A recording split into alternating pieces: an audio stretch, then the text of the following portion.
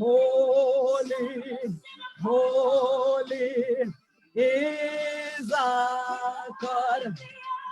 We bow with the angels, we say, holy, holy is our God.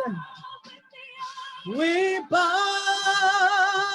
with the angels, we say, holy, holy is our God. Hallelujah, hallelujah.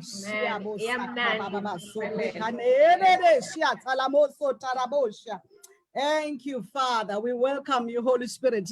All right. It is a Tuesday afternoon, and we are live on Thriving in Abundance Talk. It is our special series for Women's Month, where we're doing the marketplace. Namhlanje ntambama, it is my absolute pleasure and honor to welcome Miss Busi Gumede. Good afternoon, Bubu. Sanbonan, Ninjan.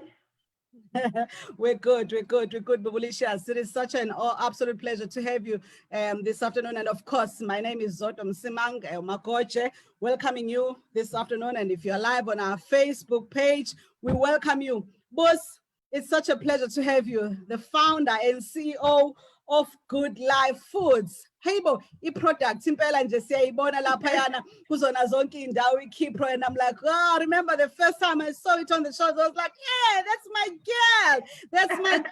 my girl. So Boo, can you just first tell us about who you are, where you come from? Zodwa, thank you so much for having me on the show this afternoon. I greet your viewers and your listeners. Thank you. Ngubuswa kwamashu. Ngazalelwa kwamashu, ngakhulela kwamashu, ngafunda kwamashu, ngamatriculator eNqaba kaZulu. Yeah. My alma mater. From there, then I went on to study. I did food science. And then I left to start working as a young girl in Cape Town. I worked for Woolworths House. Then I was headhunted by the Oceana Group. But fortunately, or I don't know whether it was unfortunate or it was fortunately, my career did not last that long, and the calling took me back home. And there was always that burning desire to do something on my own. So I left Cape Town, I came back to KZN to start my own business. I'm a firstborn of 6 siblings. My mom, she was a teenager when she had me, so I have 5 sisters and a brother. Then I started hustling like everyone. I'm gonna use these words because I want someone from Kwamashu to get me. I grew up from a retailing family, kwakunama trading stores ekhaya.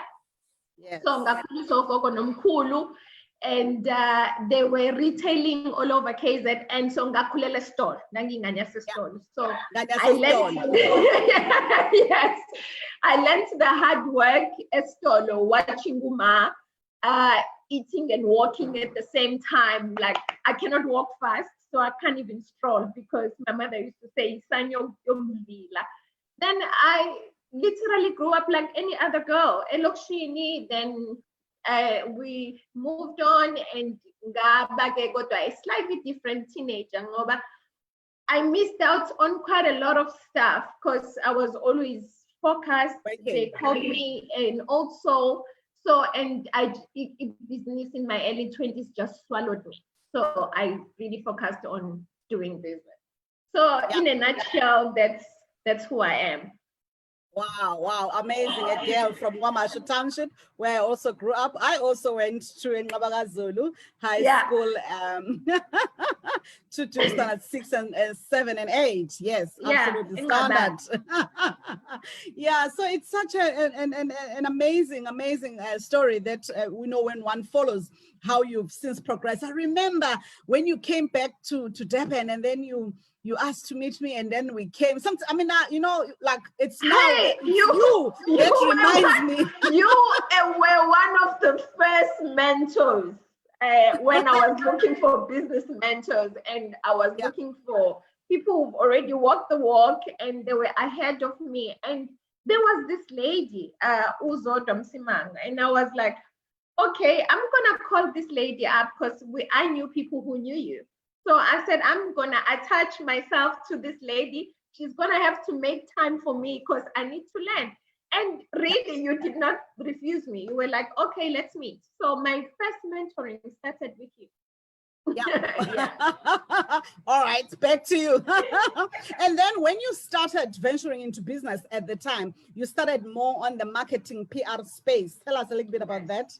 Okay, like everybody else who's starting out, I studied food science. I'm a food scientist, but I always knew that I'm a salesperson. I love selling. So I remember when I resigned, I told my boss, use me somewhere else because I'm really bored with the lab formulations and stuff. And he was like, do you want my job? I was like, I don't want your job. Put me in marketing. He says, you are a scientist. What are you going to do in marketing?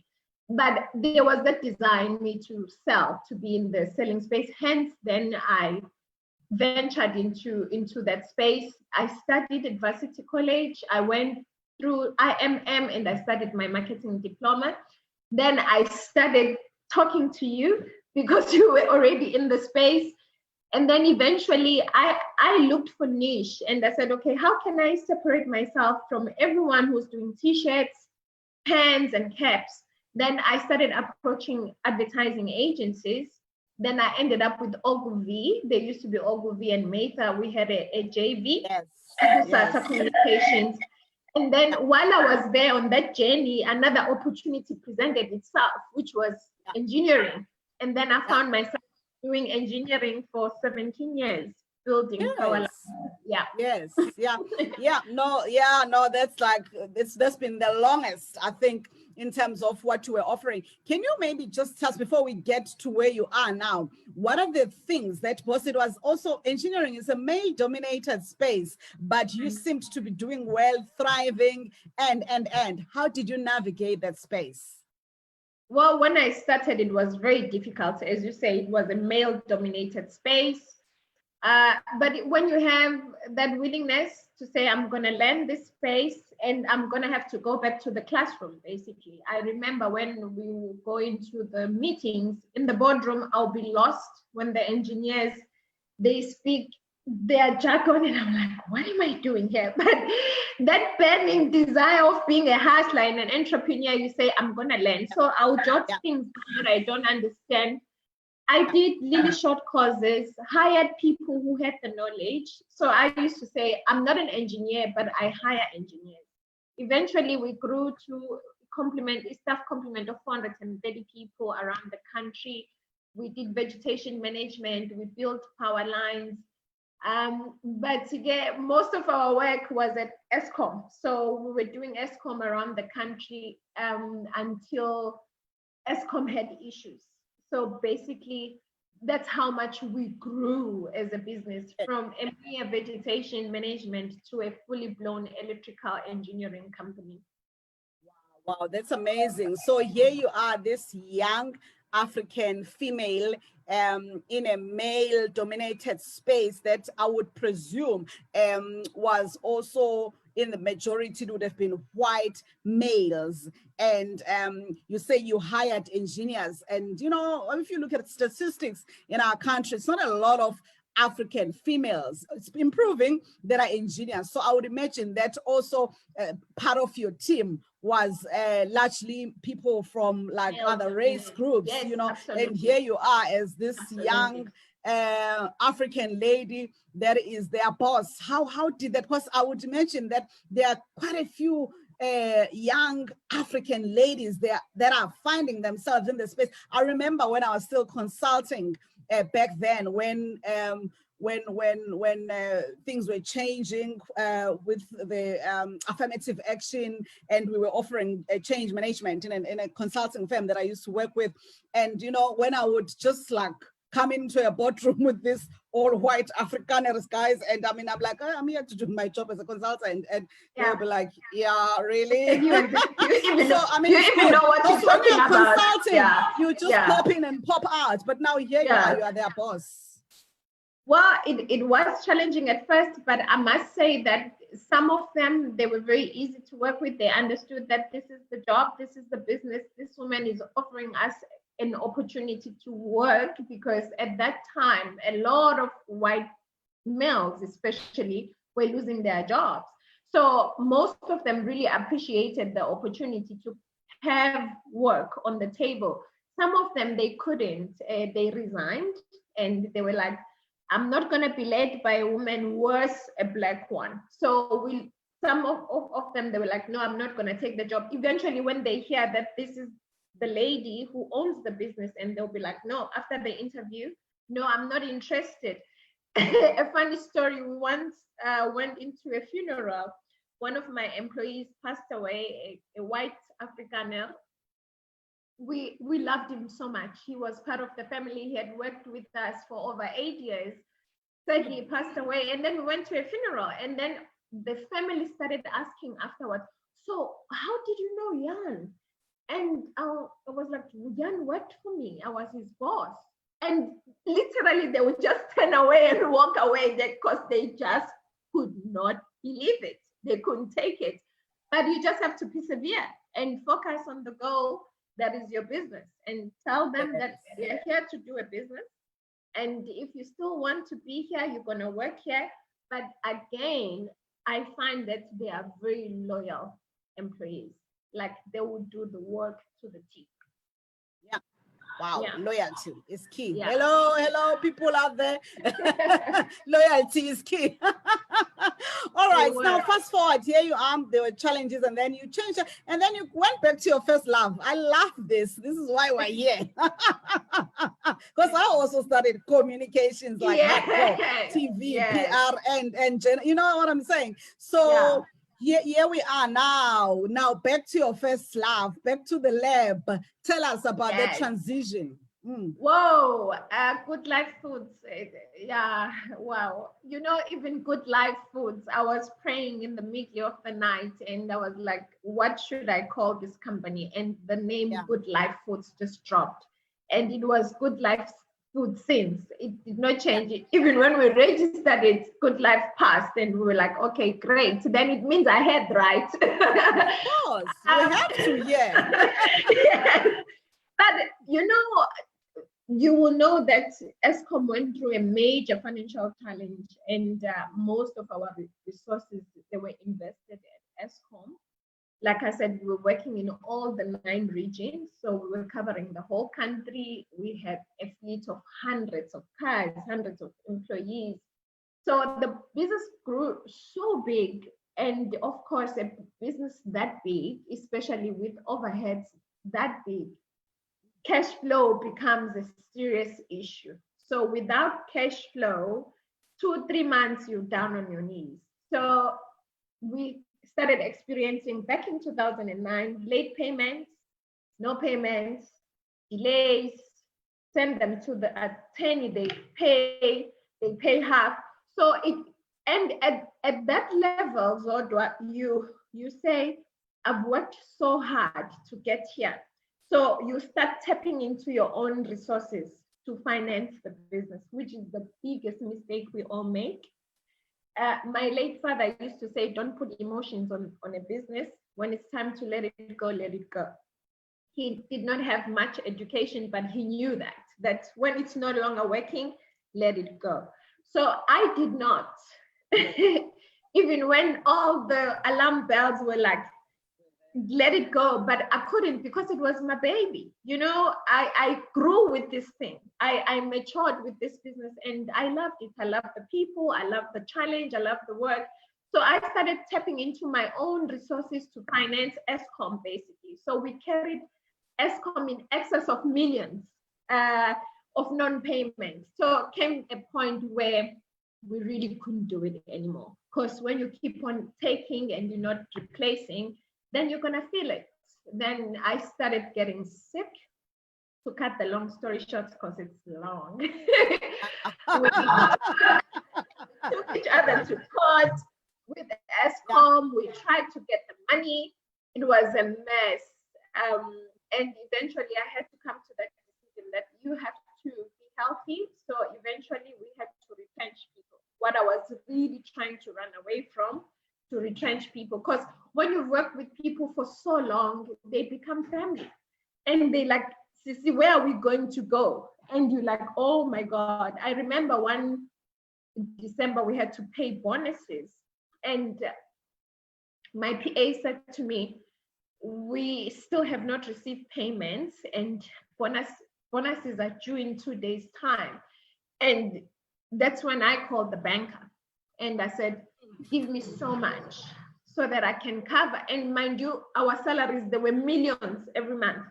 So for the business to survive, we had to have few millions every month to stay afloat. And I had to go again, tap into those resources that I shouldn't have done it. So whoever was listening to me, never finance the business that cannot finance itself. When you start, yes, but when it's running, when cash flow becomes a problem, try and let go of some assets and focus on building this business with its resources, not yours. So I went again and I took some millions that did not belong to the business, that belonged to me. But cut long story short, we took each other to court. I got sick, depressed, everything that you can think of. That's when I met this beautiful culture called Kifa. And I started playing with it because really I was stressed, frustrated, I got excited about it. Then I started formulating in my kitchen. I used to stay in my kitchen until 2 a.m. in the morning and keep on coming up with products. So this product healed me and it brought back life. It brought back the love of the food industry because I thought I'm not doing food anymore.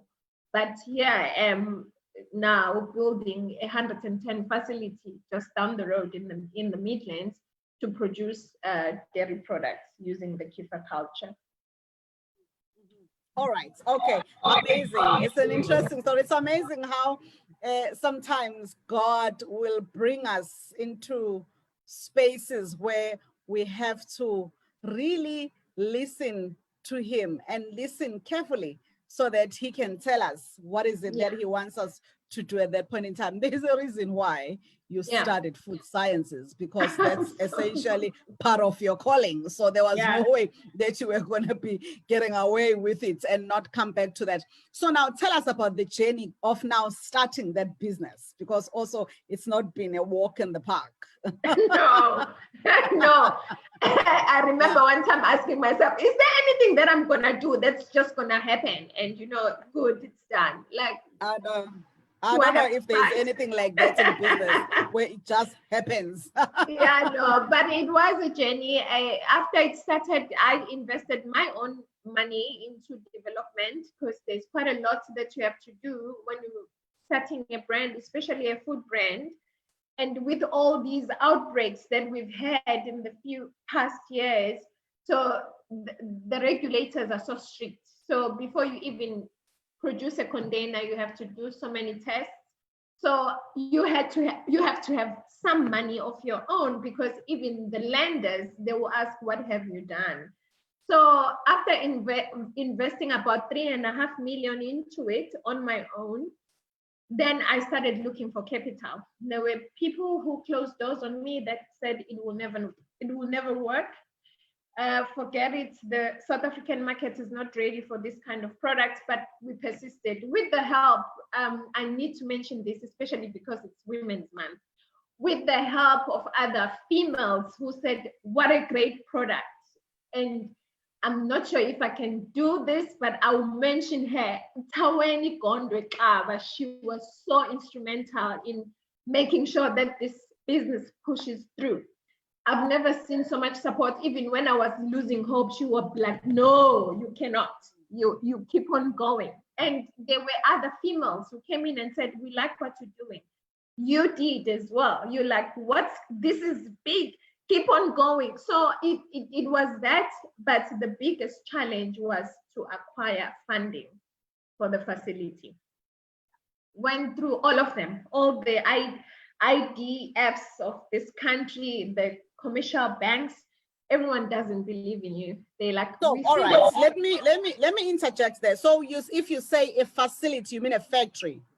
Yes, a factory. Okay, all right. Yeah. Just for clarification, yeah. Yeah. I wish I could show some pictures, but I don't know how to share my screen. I'm not a technology. Okay, all right.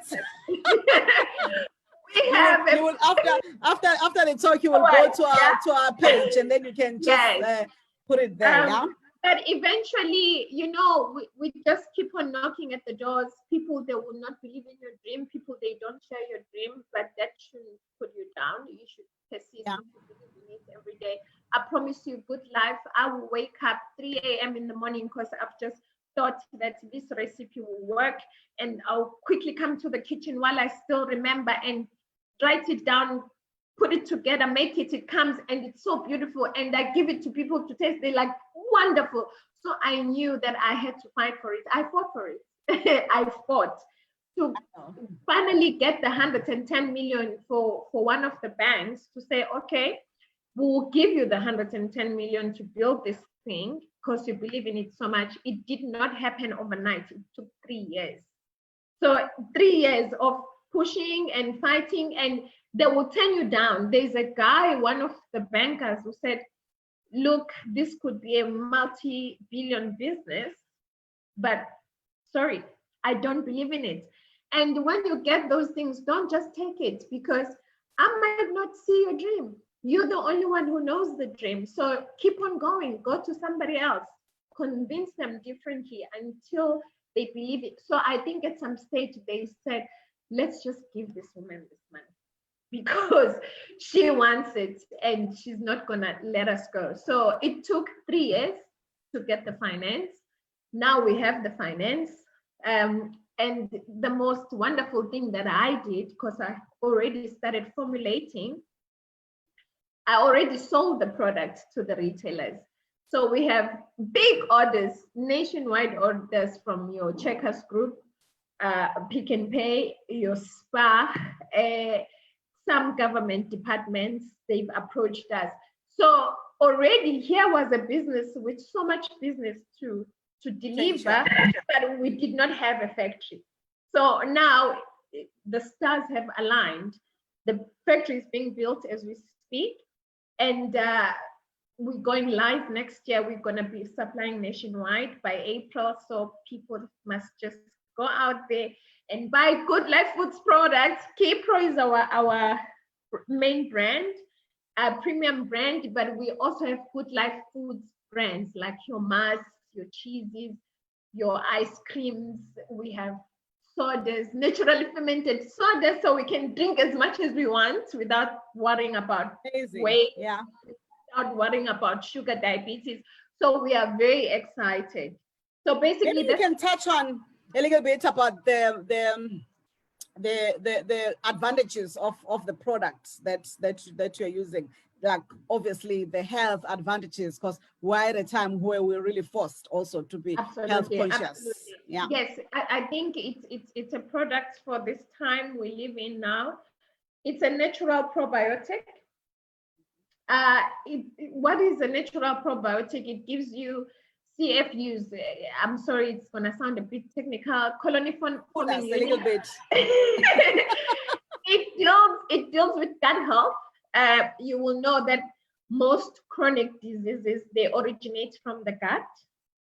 So this product comes and it cleans your gut and it aligns you. It finds what's wrong with you. It can actually reverse type 2 sugar diabetes, because type 2 sugar diabetes shouldn't be permanent. You can fix it with the diet. And when you start changing your lifestyle and moving to things like superfoods, we call them superfoods.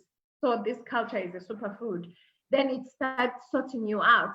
So it's good for people abane gout, people abano sugar, people abane digestive problems like I had.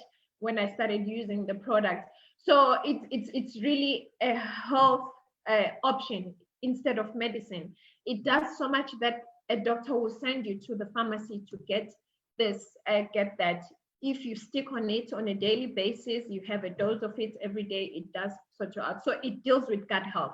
Because we don't have time, your viewers can just Google gut health and Kifa. They will know there is so much that is good for, especially for the young kids. Okay, all right. Wow, that's amazing. That's amazing. I'm sure the viewers have heard that and they should just go ahead and do it. Now, I'm interested to know a little bit more also about the access now to the retail markets, because I think that's, I mean, it's well and good to develop a product and maybe someone else might not have a big challenge like you had, but now they've got the products and then here, you know, knocking on all these retail outlets and then it becomes another challenge. I've heard of people that have had like serious stumbling blocks trying to get to retailers with their products.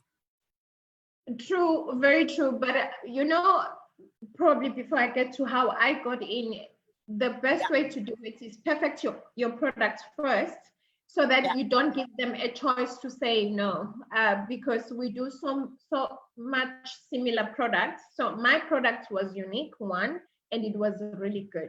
So that's why I'm saying it was really, I don't know, God opened this door for me, because when I went to approach the first retailer, which was the Checkers, ShopRite Checkers Group, they were like, where have you been? We've been looking for this product for so long, but the vigorous test to get in, they're also really hard. So you go through so much tests, your product go through so much tests before they approve you. So you really have to have that money that we spoke about earlier, because you cannot come in and say, here's my product, list me. They want to see a brand, they want to see your packaging, they want to see all the tests that you have done, especially if it's a food product. I'm not sure about non-food products, but for you to be able to do that, you need at least 350,000 to get one SKU. One SKU, it's one barcode product in the stores. So if you have different SKUs, imagine how much that will cost. So, and my one was a perishable one, but on the sales part of things, you just have to be very sure of your brand, very confident, call up and say, this is who I am, this is what I have, can I come see you? You know, people, they scared to do those things, but that's the best thing you can do. You can just say, this is who I am, I have this product, I think you need it. Like I'm a salesperson, get dies. So I dies the product, and fortunately, the space was ready for it. Oh, the market was ready.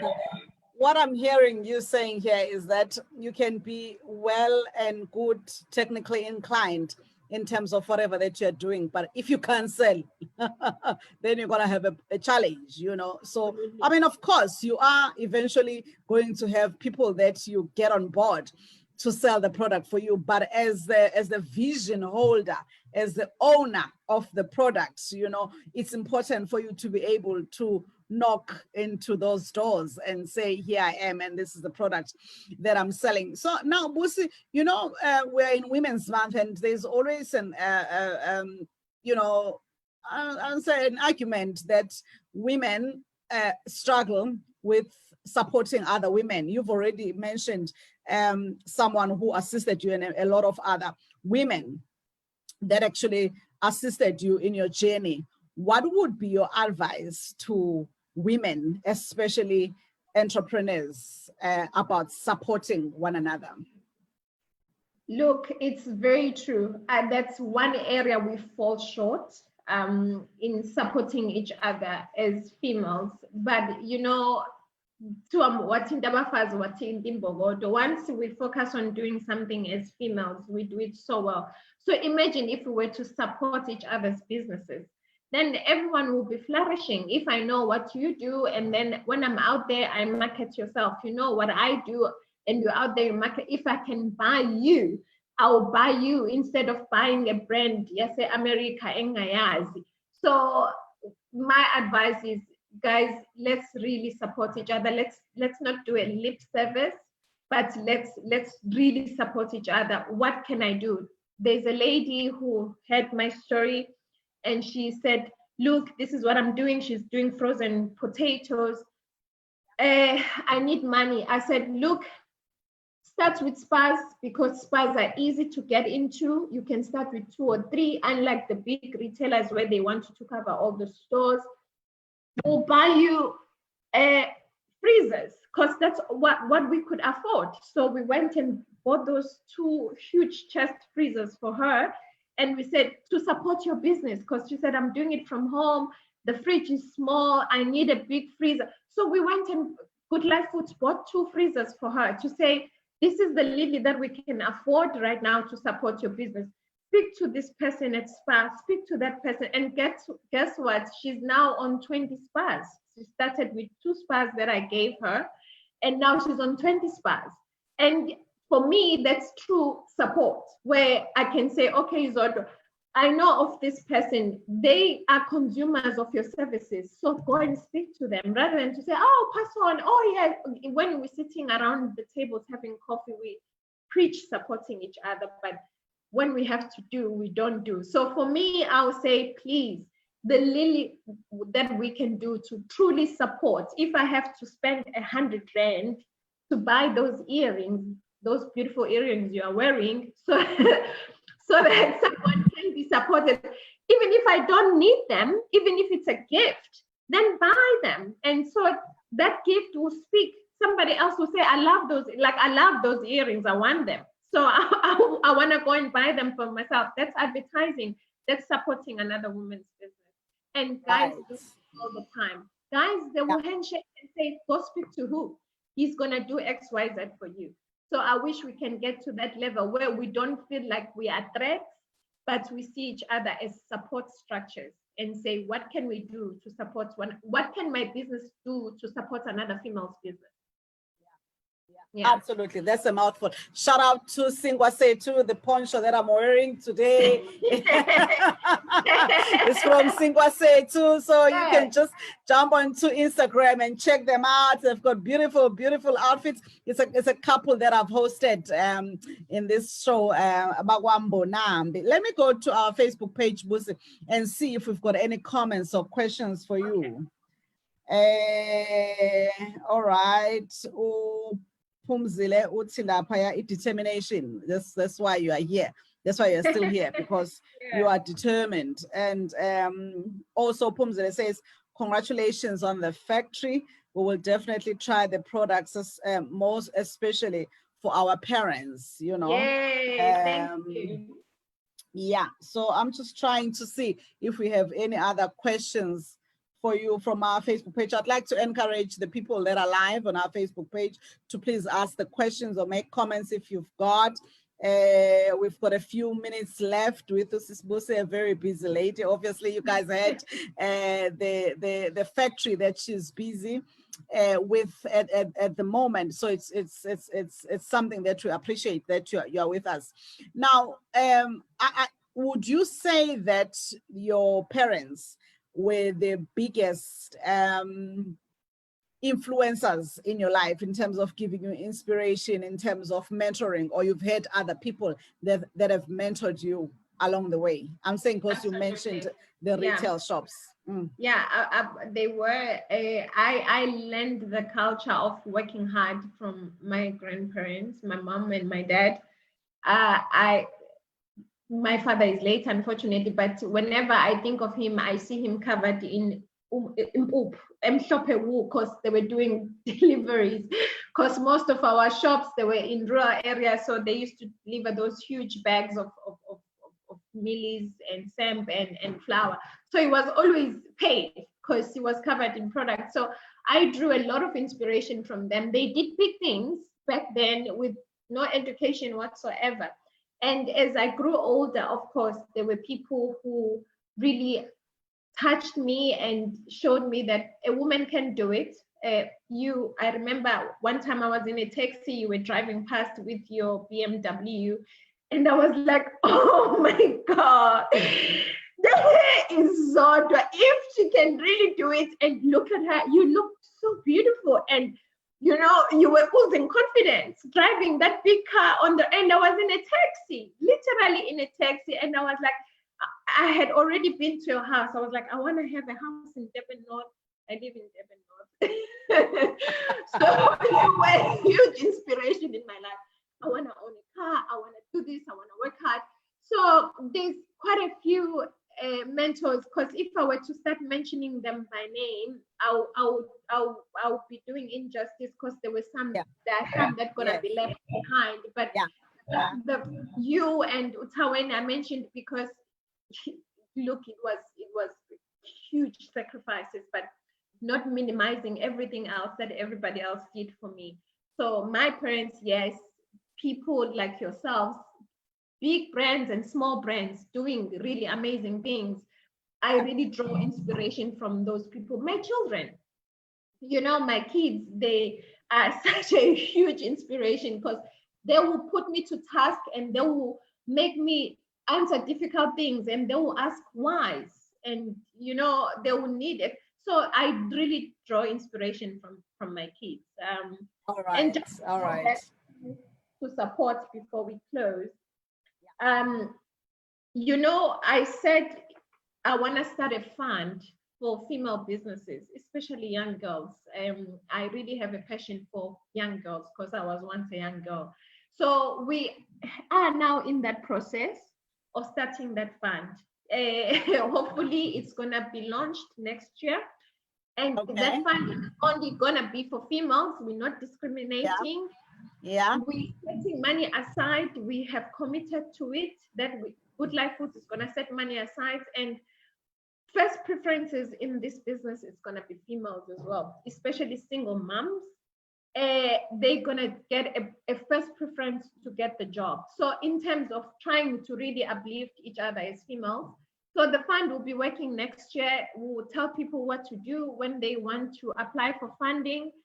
Of course, it's not gonna be a huge amount, but it's gonna help people who need to do something now and they need small monies.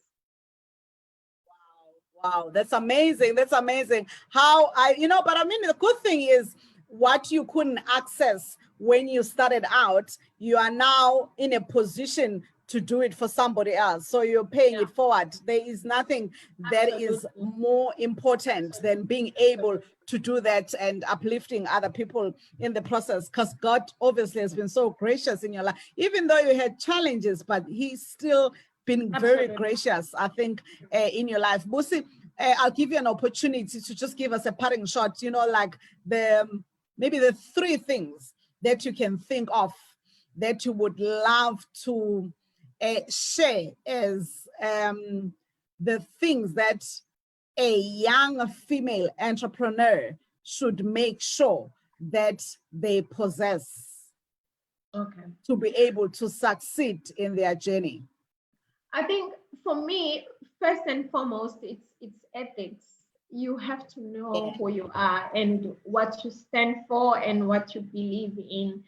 You know, we are so disadvantaged as females in business because it's a male-dominated space. So when they see you, they see a female first before they see a business person. So if you don't know who you are, you will find yourself, you know, being pulled to all sorts of directions, and some directions that are going to just take your reputation and go down with it. So know who you are, know who you stand for, and, you know, keep those ethics in check and say, this is who I am. And nobody gets rich overnight. Both me and you, we know this.